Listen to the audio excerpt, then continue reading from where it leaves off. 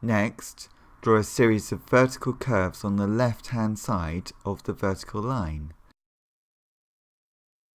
Each of these curves needs to be more curvy than the last curve. As they approach the middle horizon line, they almost touch in the middle of the page, but they don't quite. They get close together to each other as you draw more curves in the center. Once we have about 5 curves, it is time to repeat these lines on the right-hand side of our vertical central line in the center of the paper. I try to start and stop each curve in a very similar place to the point on the left-hand side of the paper where I started and stopped each curve.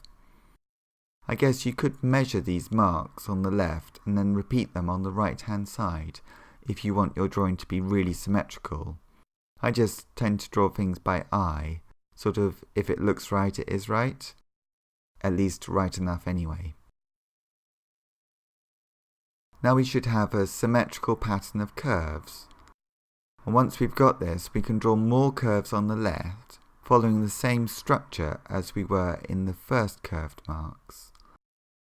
Each of these curved lines needs to be as smooth as you can to create the effect that we need. At this stage, it might help to think of this as a drawing of a tunnel, so that these curved lines are showing a distance in perspective, sort of tunneling away from us. I make some marks on the horizontal line, so I can space these new curves out evenly. They become curves that look like the letter C as they get closer to the central sort of column of the drawing.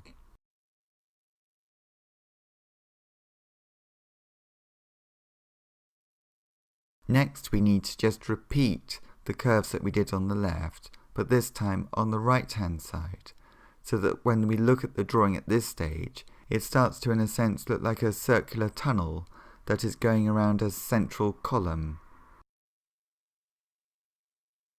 Throughout this drawing, it is useful to see the symmetrical nature of the optical illusion that we're drawing. There are 2 lines of symmetry in this drawing, the horizontal and the vertical lines that we drew at the very beginning. A symmetrical shape is the same on both sides of its line of symmetry, or at least roughly the same. Now, on this central column, we can draw some evenly spaced marks down the center of the column. And then from these evenly spaced marks, we can draw a series of curved lines that curve around this column. The higher curve marks need to sort of curve upwards towards the top of the page. And then as we draw more curved marks going to the center of the page, they almost become straight lines on the horizontal line in the center of the page. And then we can continue these curved lines going down to the bottom of the page. And as they go towards the bottom of the page, they become more curved-like, but this time curving downwards, and then the lines at the top of the column curve up, and the lines at the bottom curve down.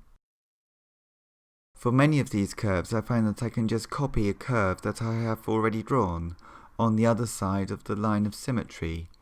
This helps me work out where the lines go, to be able to see the symmetry in the drawing and then just copy the lines across from one side to the other, from the left to the right or from the top to the bottom.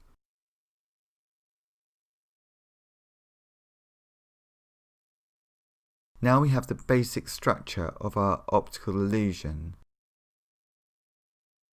But now we need to make central points or marks on each of the 4 lines of the rectangles that we have drawn.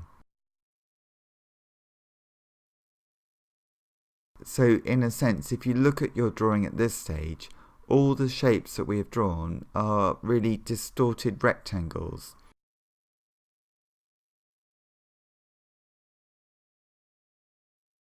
They're like rectangles that have been drawn on a curved surface, so they look all odd shapes, but they are in a way still rectangles, and within each one we want to try and draw a diamond shape that touches the 4 sides of the rectangle at the center points of each rectangle. Once you have found the center points, the next step is to draw these diamond shapes in each and every rectangle within this drawing. This step is straightforward, but does take some time. So once I've drawn a few of these lines in a row, I'll speed up this video. You might like to pause this video at this stage to allow yourself time to catch up with this in your drawing. I found that if I drew a diamond in each rectangle, that was fine, but the 4 points of each diamond must touch the diamond next to it, however distorted that diamond becomes.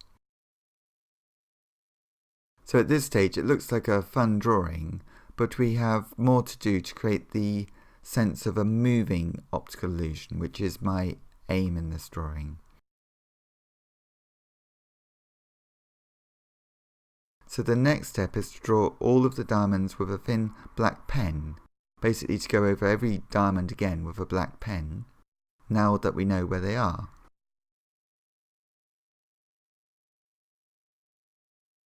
It's important to wait for the pen that you've used to dry so that it does not smudge, because we need to erase all of the pencil lines that took so much time to draw.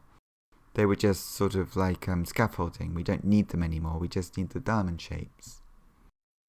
Again, you might like to pause this video at this stage so that your drawing can catch up, or maybe you can just remember this stage. Next, I make every other diamond black with a very black pen, so I fill in the shapes with a black pen. I found that I could keep track of which diamond to blacken by drawing them in rows. So I'll speed up this time-consuming step. It does make a good pattern to see it developing over time, but it's not the optical illusion that I wish to create. There's one more step to go. So now we have a complex pattern of black and white diamonds.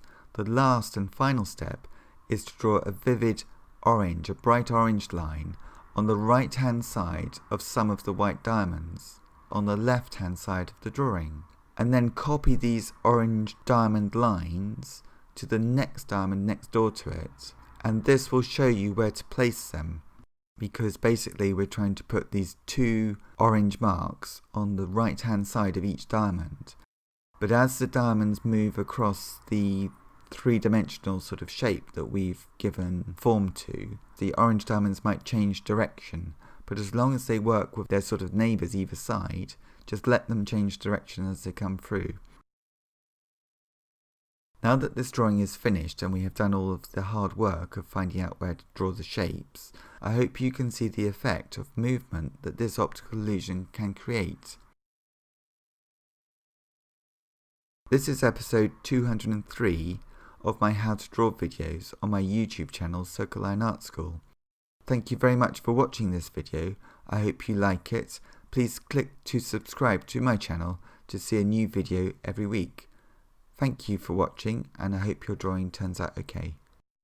And see you next time. Bye bye.